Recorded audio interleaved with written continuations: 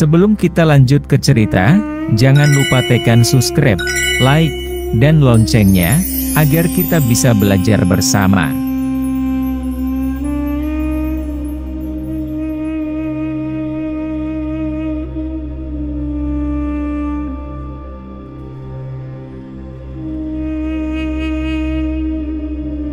Syekh Jumadil Kubro bernama lengkap Syekh Jamaluddin Al-Husain Al-Akbar merupakan salah satu tokoh penyebar agama Islam di tanah Jawa yang hidup sebelum zaman Wali Songo. Ia mampu menembus kebesaran dinding kerajaan Majapahit. Beliau juga merupakan cucu ke-18 Nabi Muhammad dari garis Sayyidah Fatimah Az-Zahrah Al-Batul. Ayahnya bernama Syekh Jalal yang terkenal atas akhlaknya yang mampu meredam pertikaian Raja Campa dengan rakyatnya. Berkat jasanya, Syekh Jalal diangkat menjadi raja dan penguasa dari Campa. Syekh Jamaluddin besar di bawah asuhan ayahnya sendiri. Ketika beliau dewasa, beliau mengembara ke negeri datuknya yaitu ke Hadramaut. Di tempat tersebut beliau belajar dan mendalami berbagai ilmu dari beberapa ulama yang terkenal pada zamannya. Bahkan keilmuan yang beliau pelajari meliputi ilmu syariah dan tasawuf di samping ilmu lain. Selanjutnya, beliau melanjutkan pengembaraannya dalam mencari ilmu dan beribadah hingga ke Mekah dan Madinah. Tujuannya adalah mendalami berbagai ilmu, terutama ilmu Islam yang sangat variatif. Setelah sekian lama, beliau kemudian pergi ke Gujarat guna berdakwah dengan jalur perdagangan. Melalui perdagangan inilah beliau bisa mengenal ulama lain ketika menyebarkan Islam di tanah Jawa. Beliau berdakwah bersama para ulama beserta putrinya dan santrinya ke tanah Jawa. Mereka menggunakan 3 kendaraan laut sekaligus yang terbagi menjadi 3 kelompok dakwah. Kelompok pertama dipimpin oleh Syekh Jumadil Kubro yang memasuki Pulau Jawa melalui Semarang dan singgah sesaat di Demak.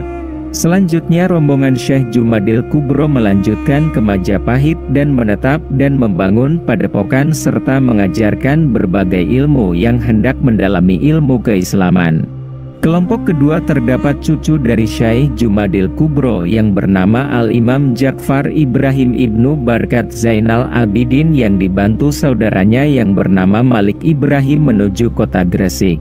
Dan kelompok terakhir adalah jamaah yang dipimpin putranya bernama Al-Imam Al-Kutub Sayyid Ibrahim Asmoro Kondi menuju Tuban. Namanya kemudian termasyhur dengan sebutan Pandito Ratu, karena beliau memperoleh ilmu kasyaf atau ilmu yang sulit dipahami orang awam. Beliau diberi kelebihan memahaminya.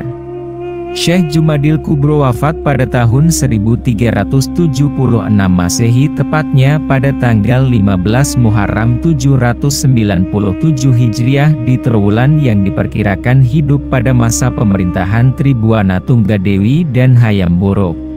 Bermula dari usul Syekh Jumadil Kubro kepada penguasa Islam di Turki, Sultan Muhammad I, untuk melakukan dakwah Islamiyah di Kerajaan Majapahit. Ketika itu kerajaan Majapahit sangatlah kuat di bawah Mahapatih Gajah Mada dan keyakinan masyarakat atas arwah leluhur serta agama Hindu-Buddha pun masih kuat. Keberadaannya di kerajaan Majapahit memperlihatkan perjuangan Syekh Jumadil Kubro sangat besar dalam menegakkan agama Islam di Majapahit.